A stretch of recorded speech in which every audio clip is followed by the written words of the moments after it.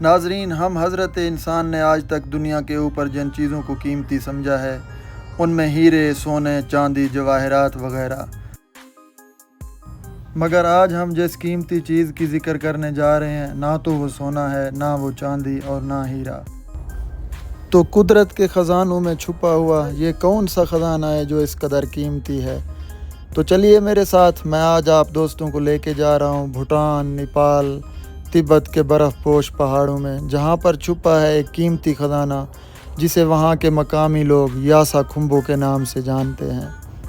جی ہاں، یاسا کمبو زمین سے نکلنے والا ایک مشروم جو ایک کیڑے کے جسم سے جنم لیتا ہے۔ اس کی 1 کلو گرام کی قیمت بلیک مارکیٹ میں 2 لاکھ امریکی ڈالر تک ریکارڈ کی گئی ہے۔ یہ مشروم زمین کے نیچے چھپا ہوتا ہے ایک خاص کیٹرپلر کے جسم میں، جو سردیوں میں مر جاتا ہے اور اس کی لاش سے یہ فنگس جنم لیتا ہے۔ پھر بہار میں یہ مشروم زمین سے باہر نکلتا ہے، جیسے کوئی راز جو صدیوں سے چھپا ہو، اب دنیا کو دکھانا چاہتا ہو۔ مگر اس خزانے کی تلاش میں صرف انسان نہیں، قدرت بھی شامل ہے۔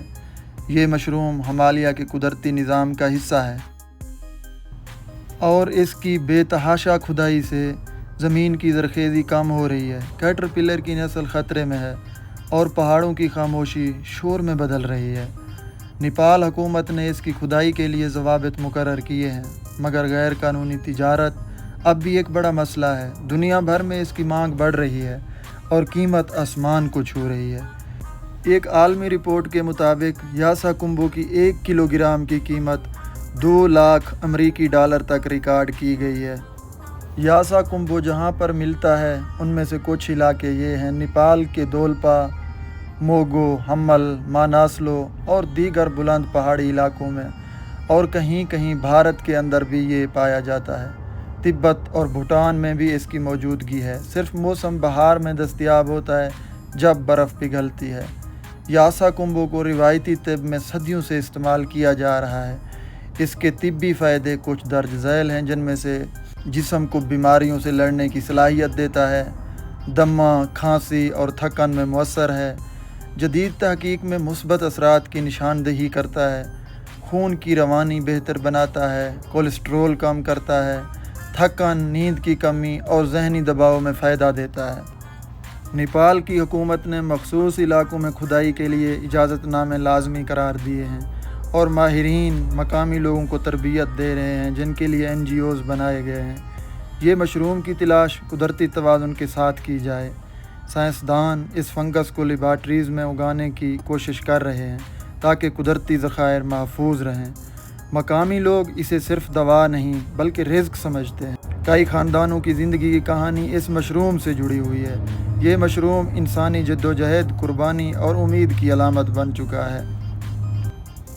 یاسا کمبو نے نیپال اور تبت جیسے علاقوں میں معاشی انقلاب برپا کیا ہے۔ 1 کلو گرام کی قیمت 1 لاکھ امریکی ڈالر تک مل سکتی ہے ان کو۔ مقامی لوگ اسے سنہری گھاس کہتے ہیں۔ کئی خاندان سال بھر کی آمدنی اسی مشروم کی تلاش سے حاصل کرتے ہیں۔ اس کی تجارت نے مقامی معیشت کو مضبوط کیا، لیکن ساتھ ہی ماحولیاتی خطرات بھی پیدا کیے ہیں۔ نیپال، تبت اور بھوٹان کے بلند پہاڑی علاقوں میں بسنے والے لوگ انتہائی غربت میں زندگی گزار رہے تھے۔ ان کا انحصار مویشی پالنے، کھیتی باڑی اور جنگلاتی پیداوار پر تھا، جو موسمی حالات سے شدید متاثر ہوتے تھے۔ تعلیم، صحت اور روزگار کے مواقع نہ ہونے کے برابر تھے۔ یاسا کمبو کے آنے کے بعد مشروم کی تلاش نے موسم بہار کو کمائی کا موسم میں بدل دیا ہے۔ ایک خاندان چند ہفتوں کی محنت سے سال بھر کی آمدنی حاصل کرنے لگا۔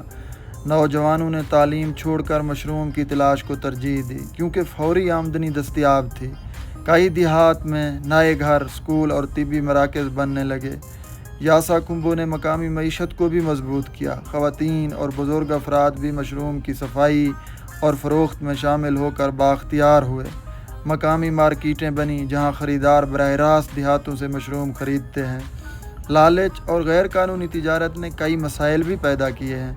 ماحولیاتی نقصان، کیونکہ لوگ بغیر ضابطے کے کھدائی کرنے لگے۔ سماجی تنازعات جیسے زمین پر قبضے، جھگڑے اور تشدد کے واقعات بڑھنے لگے۔ یاسا کمبو نے غربت میں جکڑے لوگوں کو عزت، خود مختاری اور امید دی ہے۔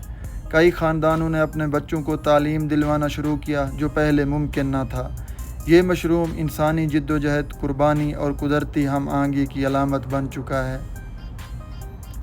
ایک ویڈیو میں دکھایا گیا کہ کیسے ایک مقامی نوجوان نے یاسا کمبو کی آمدنی سے اپنے گاؤں میں اسکول قائم کیا اور بچوں کو مفت تعلیم دینا شروع کی۔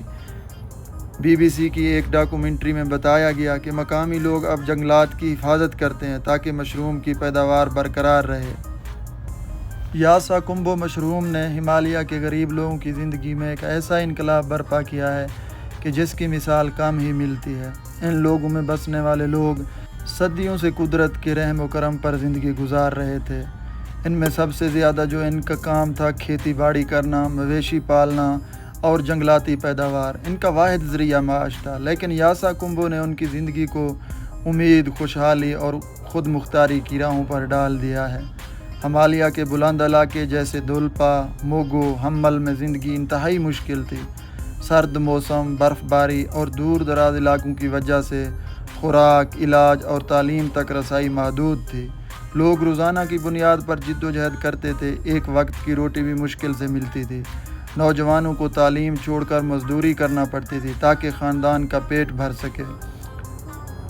آمدنی کا یہ ایک نیا ذریعہ ان کے ہاتھ لگا۔ مشروم کی تلاش نے غریب لوگوں کو فوری اور بھاری آمدنی فراہم کی ہے۔ ایک خاندان چند ہفتوں کی محنت سے سال بھر کا خرچ نکال لیتا ہے۔ خواتین، بچے اور بزرگ بھی اس عمل میں شامل ہو کر بااختیار ہوئے ہیں۔ سماجی ترقی میں بھی اس نے اپنا بہت بڑا کردار ادا کیا۔